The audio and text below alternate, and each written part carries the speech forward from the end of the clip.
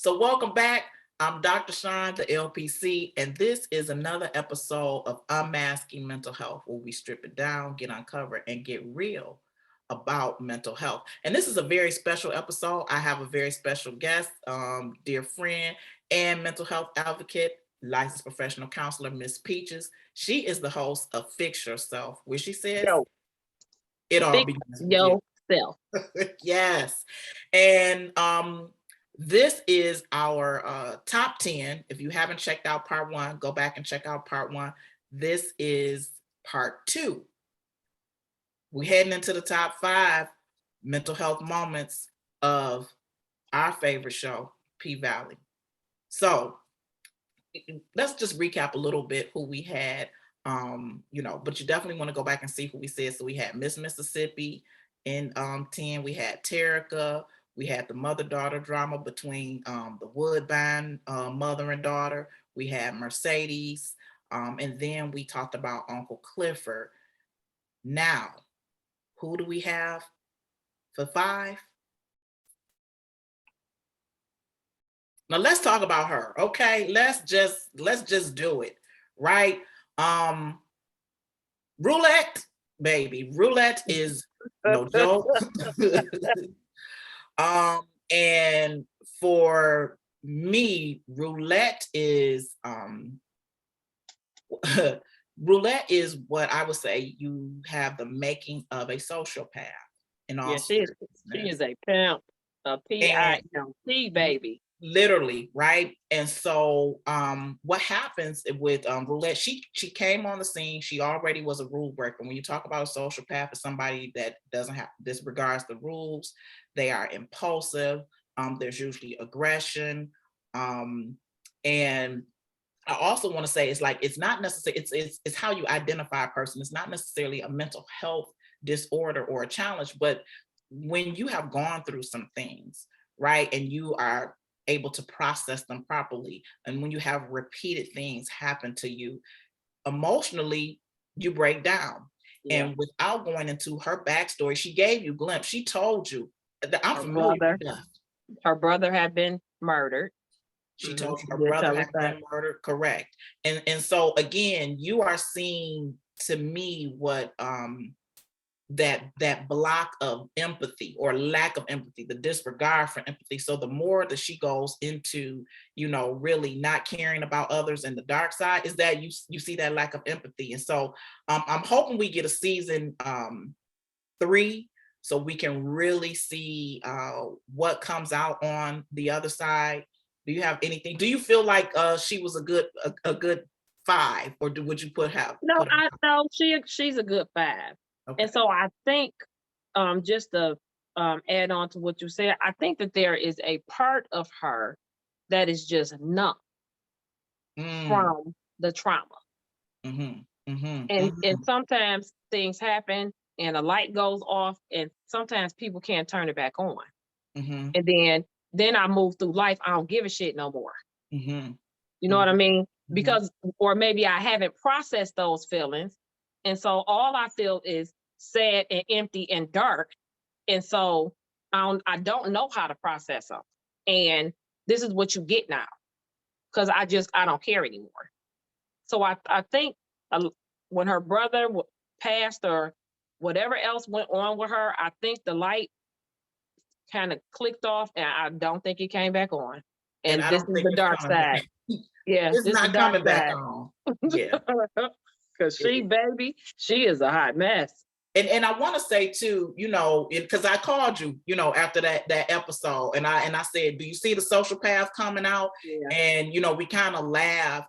And I know in some of the different vlogs and comments people have, they thought they were seeing the making of a Thelma and Louise. And I was like, no, you definitely have a predator and a victim. Yeah, she has full control of what's going on at all times. Correct. Yeah, this ain't no partnership. Thelma and Louise was partners. She is the boss. She is the boss. And that became very evident as the different episodes progress. So I hope we get to see more of her in season 3. All right, number 4. Miss Autumn LaSavage, Autumn, Lakeisha Savage, Knight, Haley Copeland. She got a lot of names, this one.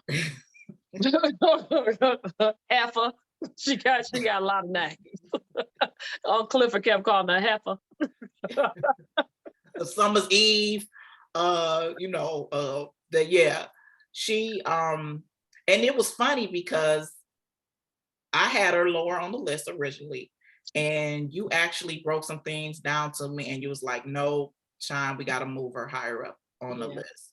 So do you want to talk about why you felt like she should go higher on the list, or you want me to share what stood out for me? You could go ahead.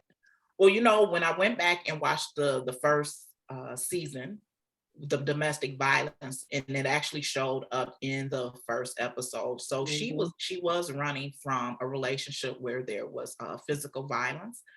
We also had the natural disaster. She was involved in a hurricane, right. and it's funny because we've actually had some natural disasters in the past years, and I don't think people realize how much it affects the survivor or the people who had to live through that.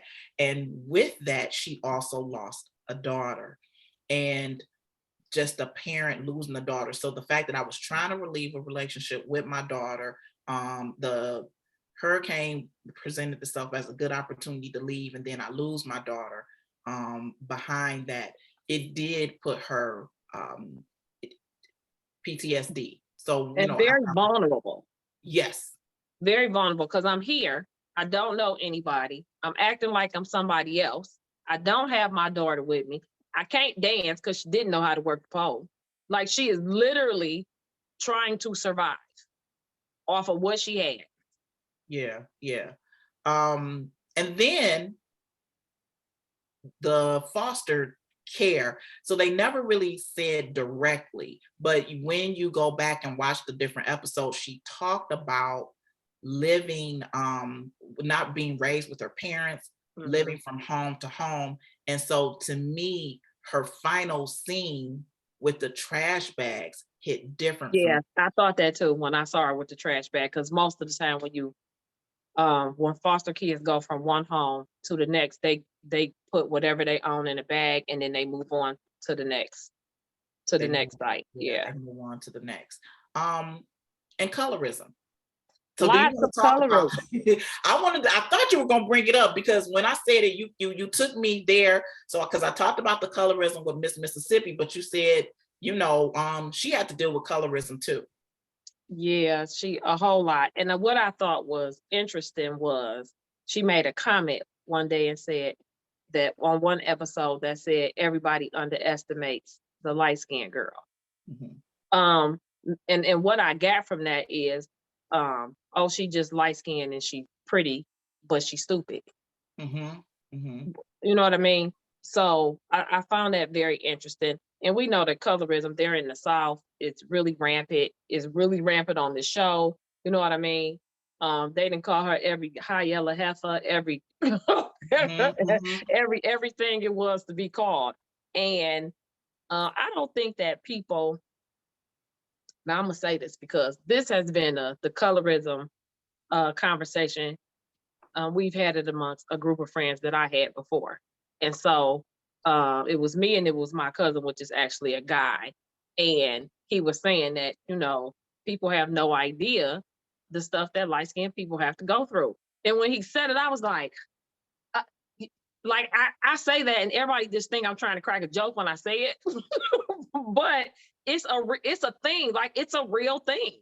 So, and it's a real thing amongst your own people, right? That you get all this backlash before you open your mouth sometimes because of how you look or the grade of your hair or things that you have absolutely no control over, that people look at you and think that they could tell your story. And clearly we looked at her and had no idea. Right. Yeah. Right. Which is why I moved Miss Haley, Miss Autumn, Miss Lakeisha Savage. Because she had her so far on the list. I was like, what are you doing? I had her move up the list because when you said it, I said, yeah, she's actually been through a lot and then has to pretend or act like it doesn't hurt. Very smart, very calculated, but also is dealing with and carrying some stuff, not Yeah. just money in those bags. Let's look at 3. Okay. Now, Derek and Keyshawn, I think we have to start